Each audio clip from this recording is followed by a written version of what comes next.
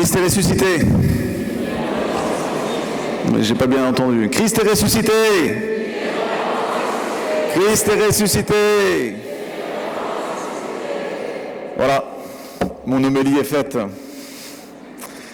Voilà, c'est le cœur de notre foi que nous annonçons, que nous proclamons, que nous célébrons durant cette nuit, avec une joie toute particulière, avec nos 8 catéchumènes qui sont devant. Julie, Jenny, Élise, Sarah, Lydie, Akram, Fauzi et Céline. Voilà nos 8 joies, nos 8 pépites de l'année. C'est vraiment la joie d'une paroisse d'avoir des catéchumènes. On en a 8, c'est comme une très grande grâce. Et nous rendons grâce au Seigneur pour ce grand mystère de la résurrection dans lequel vous allez être plongé, immergé tout à l'heure dans cette piscine, non pas olympique, mais baptismale. Parce qu'effectivement, derrière ce que vous voyez, en fait, il y a de l'eau, il y a bien une piscine. Voilà, c'est le grand mystère que nous célébrons aujourd'hui, et je voudrais vous proposer de suivre l'exemple des saintes femmes de l'évangile que nous avons entendu aujourd'hui. Alors, sur les 8 catéchumènes, nous avons 6 femmes, donc je pense qu'elles sont heureuses d'entendre qu'on va suivre l'exemple des saintes femmes de l'évangile. Pour les 2 autres, qui ne sont pas des femmes, eh bien, attendez la fin de l'évangile, vous allez voir que l'exemple des femmes va réveiller la mollesse des hommes, des apôtres dans l'évangile. Il y en a donc pour tout le monde aujourd'hui. L'exemple de ces saintes femmes vont nous montrer en fait les effets de la résurrection. Nous allons voir dans l'évangile que la manière dont les femmes réagissent va nous montrer comment elles vont entrer dans le mystère de la résurrection. Parce que la résurrection, l'évangile ne nous donne pas accès au Christ qui ressuscite. On a accès au Christ ressuscité, déjà ressuscité. Mais l'évangile ne nous raconte pas comment la résurrection s'est passée. On n'a même pas accès directement à Jésus devant le tombeau. On aurait pu imaginer, dans un film un peu hollywoodien, Jésus, les bras croisés, l'air un peu fier, attendant les saintes femmes, arrivant au beau matin en disant « ça vous épate, hein ?» Ça fait penser à Louis de Funès dans le film « il m'épate, il m'épate, il m'épate ». Bon, mais en fait, c'est pas ça. C'est pas ça que Jésus a voulu faire. Il a voulu les précéder en Galilée, dit un autre évangile. C'est-à-dire que Jésus, sitôt ressuscité, ne reste pas statique. C'est un Jésus ressuscité en mouvement, qui nous envoie en avant, qui nous envoie en mission. Et vous, les catéchumènes qui allez être plongés dans l'eau baptismale tout à l'heure, vous allez être envoyés en mission. J'allais dire, les choses simples sont finies. Maintenant, vous allez rentrer vraiment dans le sérieux du baptême, dans le sérieux de ce à quoi vous vous préparez depuis quelques années. Alors ça a été semé d'embûches pour certains, même pour tous, il y a eu des combats.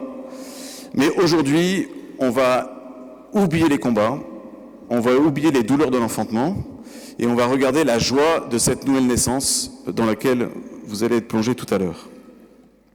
Alors quel est le premier effet de la résurrection avec ces saintes femmes ? Il y a un effet un petit peu avant qu'elles le sachent. Elles ne savent pas encore que le Christ est ressuscité, mais il y a quelque chose qui relève du mystère de la résurrection, c'est le côté on ne comprend rien. On ne pige rien. L'évangile dit que les femmes étaient désemparées, abasourdies et perdues. Ça, c'est pas parce qu'elles sont femmes, c'est parce qu'elles sont disciples du Christ. Non, parce que je voyais certains qui... Elles sont disciples du Christ. Et le Christ est un maître désarçonnant et déroutant. Voilà. Les 8 catéchumènes pourraient vous écrire des pages de témoignages sur le côté déroutant du Christ, du côté désemparant de cette foi en la résurrection à laquelle nous sommes tous appelés. Il y a donc un lâcher-prise que les femmes ont vécu. Ça, c'est difficile.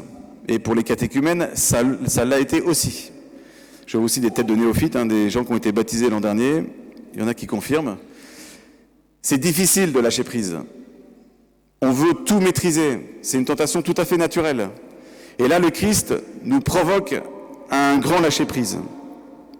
L'intelligence raisonnante, la raison raisonnante, là, elle bute devant quelque chose qui dépasse tout ce qu'on peut imaginer, dit saint Paul. Quelque chose de dingue qui dépasse notre raison. Ça ne va pas contre la raison, mais ça propulse la raison à des niveaux qu'elle n'aurait jamais pu imaginer atteindre. Et ce grand défi, ce grand challenge que Dieu nous donne, c'est que le Christ est ressuscité. Il n'est plus mort. Il est retourné à la vie, et une vie immortelle. C'est-à-dire une vie qui ne mourra jamais. Lazare, lui, il a été réveillé par le Christ, mais il a dû se rendormir une deuxième fois, dans la mort. Le Christ, lui, il s'est réveillé d'entre les morts une fois pour toutes.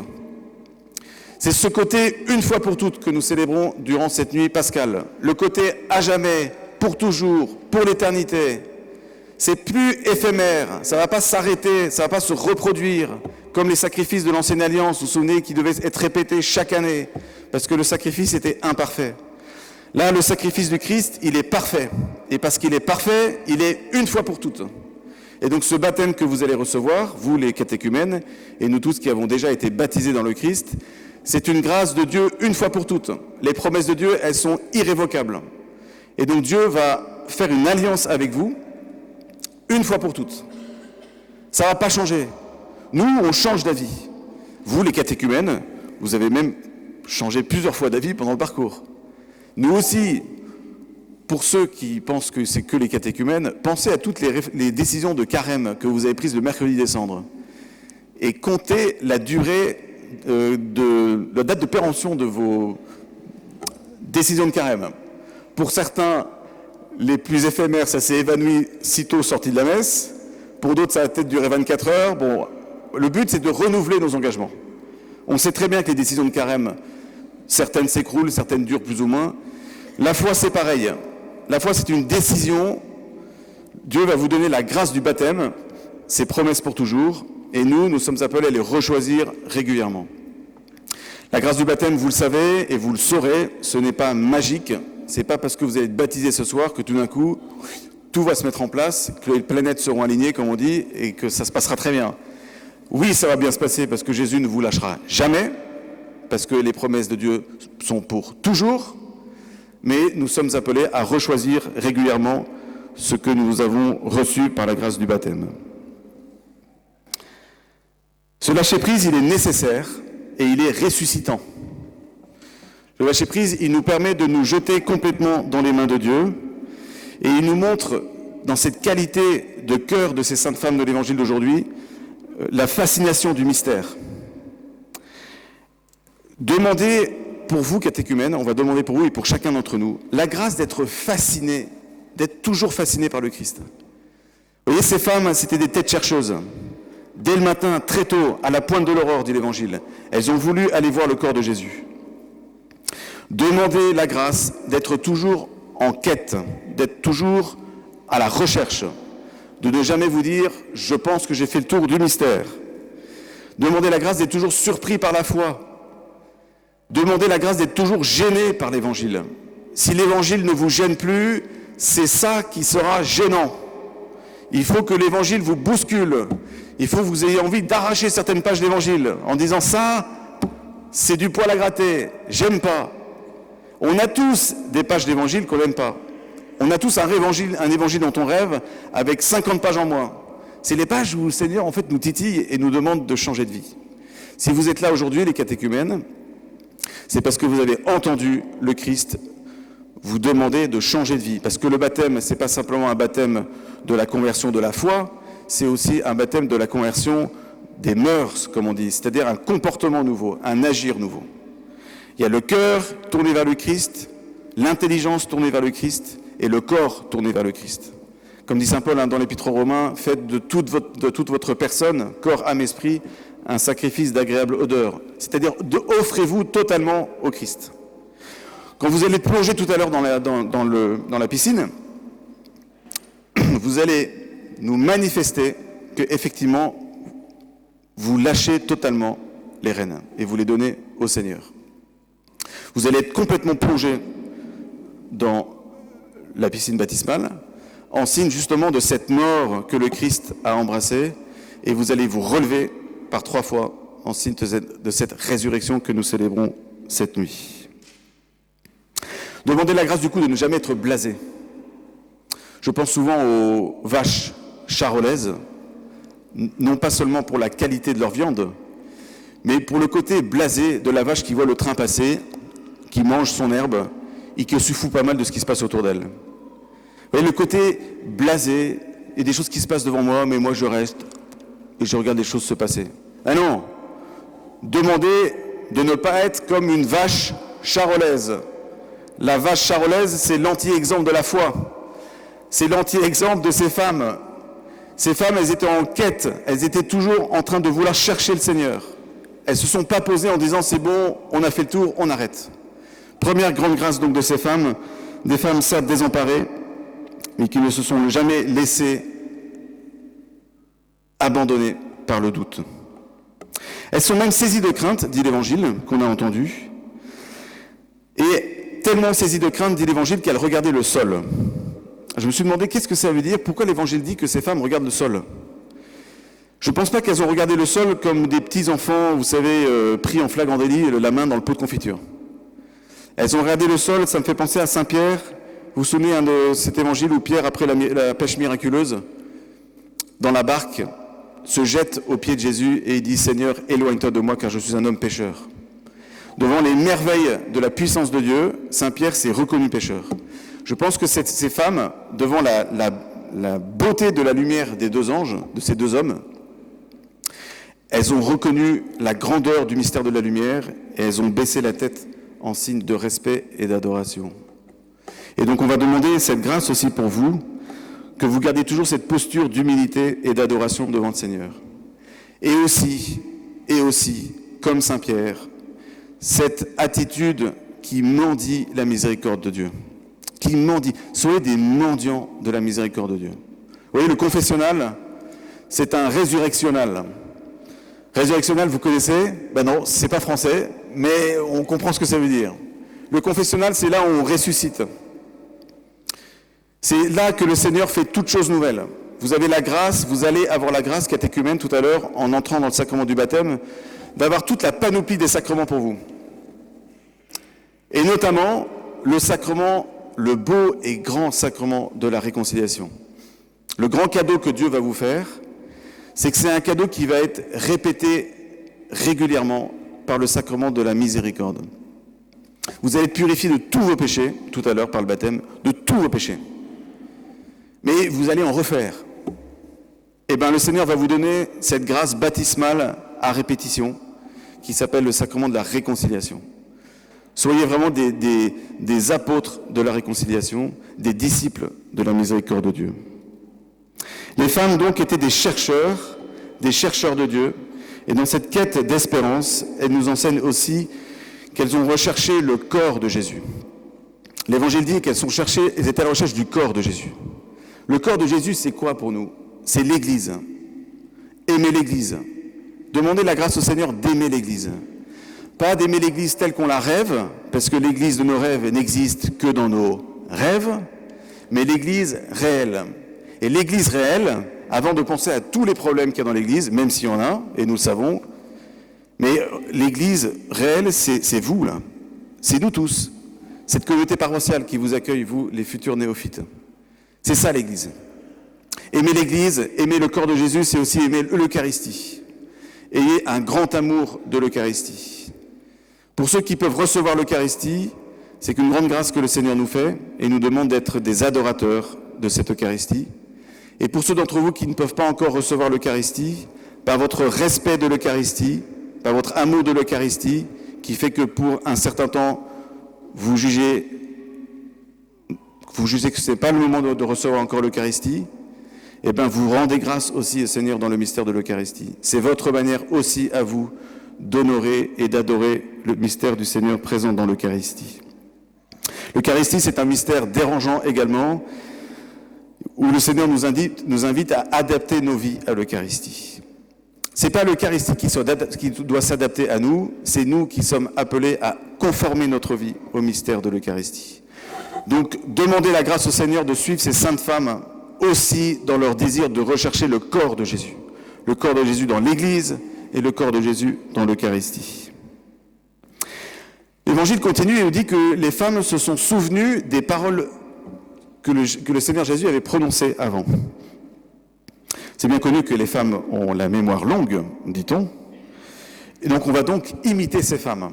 Ces femmes nous montrent, comme la Vierge Marie qui gardait toutes ces choses dans son cœur, dit l'Évangile, qu'elles sont la mémoire du Christ. Et donc on va demander cette grâce pour vous, catéchumènes, et pour chacun d'entre nous, de garder toutes ces paroles du Christ en nous. Toutes ces visites du Christ, on a entendu dans une des prières tout à l'heure, nous avons lu tous les textes de l'Ancien et du Nouveau Testament, ce grand parcours de l'histoire du salut qui nous a menés jusqu'ici, jusqu'à ce soir. Gardons toutes ces visitations du Seigneur dans notre vie, dans notre cœur. Tout à l'heure, on va entendre des témoignages des catéchumènes. Eh bien, ils vont nous manifester, justement, ces visitations de Dieu qui est venu toucher leur cœur et les conduire jusqu'au soir de baptême aujourd'hui. Dans ce côté mémoire, où on garde les paroles du Christ, là, il y a une présence qui est extrêmement mariale. Un grand cadeau que nous allons demander pour vous, catéchumènes, c'est que vous soyez des amoureux de la Vierge Marie, des enfants de Marie. Mettez, quand vous allez plonger tout à l'heure là dans l'eau, gardez la main de Marie avec vous. Parce que Marie va vous prendre par la main et puis elle ne vous lâchera pas. C'est une femme qui a du caractère. Et quand elle veut quelque chose, elle y parvient, la Vierge Marie. Elle ne vous lâchera pas. Gardez votre main dans la sienne. Et elle vous protégera, et elle vous aidera à garder toutes ces paroles du Seigneur dans votre cœur. Alors l'Évangile dit qu'elles rapportèrent tout ce qu'elles avaient entendu aux apôtres. C'est-à-dire que la grâce de la résurrection, une fois qu'elles ont entendu le message de la résurrection, qu'est-ce qu'elles font ? Eh bien, elles ne pleurnichent pas, elles ne questionnent pas, elles ne vont pas demander des preuves. Montre-moi encore des preuves supplémentaires, je ne te crois pas. Non, qu'est-ce qu'elles font ? Dit l'Évangile, demi-tour, et elles vont annoncer aux apôtres ce qu'elles ont entendu. Et l'Évangile dit qu'elles rapportèrent tout ce qu'elles avaient entendu. Et l'Évangile précise que les autres femmes rapportèrent la même chose aux apôtres. C'est-à-dire qu'elles ont rapporté le même témoignage. Ce n'est pas leur petit témoignage à elles, déconnecté du témoignage du corps de l'Église. Vous vous souvenez, elles recherchent le corps de Jésus. Elles recherchent le corps de l'Église. Elles recherchent la foi de l'Église. Elles ont donc transmis la foi de l'Église. Vous entrez dans un grand corps qui s'appelle la famille de l'Église. C'est ce que vous allez recevoir tout à l'heure par le baptême. Soyez les confesseurs de la foi qui a été transmise par les apôtres. C'est cette foi-là que vous allez recevoir dans le baptême tout à l'heure. Il y a une démarche personnelle de votre foi qui vous a conduit au baptême. On va entendre encore à nouveau votre témoignage tout à l'heure. Mais c'est la foi de l'Église que vous allez recevoir. Vous allez entrer dans un grand corps, une grande famille de l'Église, et vous goûtez déjà de ces joies familiales par la joie de la paroisse qui vous a porté aussi dans ce chemin catéchuménal. Et donc elles évangélisent. L'effet de la résurrection, c'est la mission, c'est l'évangélisation. Elles ne sont pas restées chez elles. Ce n'est pas une foi du canapé qui reste dans sa chambre. C'est la foi de quelqu'un qui est en sortie. Vous vous souvenez, les catéchumènes ont entendu l'évangile de la résurrection de Lazare il y a quelques semaines. Quand Jésus a appelé Lazare, il a dit « Lazare, sors !» Vous, les futurs néophytes, il faut que vous sortiez. Alors, pas tout de suite, mais après la messe, vous sortez et on va sortir avec vous. Sortir pour annoncer cette foi. Cette foi, elle n'est pas faite pour vous. Ce n'est pas un cadeau qui est fait que pour vous, c'est un cadeau qui est fait pour les autres. Il y a 8 catéchumènes ici. Alors c'est super. On pourrait en avoir 32. Non ? J'ai entendu une paroisse près de Bordeaux, là, cette nuit, ils ont 32 catéchumènes. Bon, on dit qu'il ne faut jamais compter ses troupes, donc je ne veux pas compter mes troupes. Enfin, franchement, si on avait 32, ce serait top aussi, quand même, non ? Bon, voilà, ça c'est un message adressé au Seigneur et adressé à chacun d'entre nous. Vous voyez, il y a une joie à ce que la parole de Dieu puisse se répandre et la joie de la résurrection de se faire connaître. Alors, on va demander, durant cette messe, cette grâce, toutes ces grâces que les saintes femmes nous montrent aujourd'hui dans l'Évangile. Je vous les rappelle. La grâce d'être dépassé, la grâce d'être désemparé, la grâce de ne pas tout maîtriser, la grâce de vouloir chercher toujours, la grâce d'être des enfants de la résurrection. Pensez au résurrectionnal dont je vous ai parlé, la grâce de la résurrection par la miséricorde de Dieu, la grâce de chercher Dieu à temps et à contre-temps, la grâce d'être des hommes et des femmes de l'Eucharistie, des hommes et des femmes de la miséricorde, Et puis la grâce d'annoncer le Christ, la grâce d'être des missionnaires. Ce n'est pas une grâce pour vous, catéchumènes. Ce cadeau ne vous appartient pas. Il appartient désormais à toute l'Église, et spécialement aussi à ceux qui ne connaissent pas encore la foi. Alors je vais terminer par ce qui s'est passé avec ces hommes quand même, parce que je parle beaucoup des femmes, mais il y a des hommes dans cet évangile. Alors il y en a deux comme qui tiennent la route, ce sont les hommes vêtus de blanc.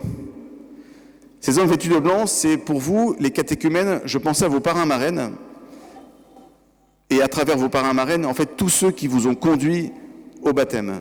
Vous avez eu des hommes vêtus de blanc qui ont manifesté, qui ont témoigné de la lumière du Christ dans votre vie. Remerciez-les. Rendez grâce à Dieu. Remerciez-les parce que le Seigneur vous a envoyé ses anges pleins de lumière pour vous conduire au Christ. On ne parvient pas au Christ comme ça, directement, comme par enchantement. Il y a toujours des médiateurs, il y a des envoyés, des ambassadeurs, des missionnaires. Et ces deux hommes vêtus de blanc, ce sont tous les missionnaires que le Seigneur vous a envoyés sur votre route. À vous de devenir, à votre tour, ces petits hommes vêtus de blanc pour annoncer à d'autres futurs catéchumènes cette même parole de foi. Et puis il y a d'autres hommes un peu décevants. Ce sont les apôtres. Les apôtres ont été évangélisés par ces saintes femmes. Le mystère de la résurrection, c'est vraiment un mystère, de ce point de vue-là, un mystère qui était très féminin. Les premiers témoins de la résurrection sont des femmes. Les saintes femmes dont nous parlons aujourd'hui, et puis une certaine tradition, celle de saint Ignace de Loyola, le fondateur des Jésuites, dit que en fait, la première femme à qui Jésus est apparu, sitôt ressuscité, c'était sa mère. Et ces femmes sont les premiers apôtres des apôtres. Elles vont annoncer l'évangile aux apôtres. Et là, les apôtres disent l'évangile, ils ne croyaient pas. Ils ne croyaient pas parce que, en fait, ces propos leur semblaient délirants, dit l'évangile. Il y a des gens aussi autour de vous qui vont penser que ce que vous croyez, vous les catéchumènes, et nous tous, c'est délirant. Non mais, si on n'était pas convaincus de ça, si on était convaincus qu'il n'y a rien de délirant, on annoncerait partout autour de nous l'évangile. Mais on est un peu gênés quand même. Hier, il y a eu le chemin de croix avec l'archevêque dans les rues de Lyon. Alors on passait devant des gens attablés, manger des bons steaks le vendredi saint, bon. Et alors, certains étaient gênés. Je pense que certains d'entre nous étaient peut-être un peu gênés aussi. Bon. Mais en fait, on n'a pas à être gênés. On a une grande joie à annoncer. Alors, il y en a un dans les apôtres qui est magnifique, c'est Pierre. Pierre, lui, dit l'Évangile, sitôt, alors Pierre se leva et courut au tombeau, mais en se penchant, il vit les linges et eux seuls. Il s'en retourna chez lui, tout étonné de ce qui était arrivé. On va demander la grâce pour nous tous. Cette grâce contagieuse qui est passée des saintes femmes au cœur de Pierre, c'est celle de courir avec empressement pour chercher Jésus, le scruter, chercher son corps, chercher l'Église, chercher la résurrection et annoncer tout ça au monde.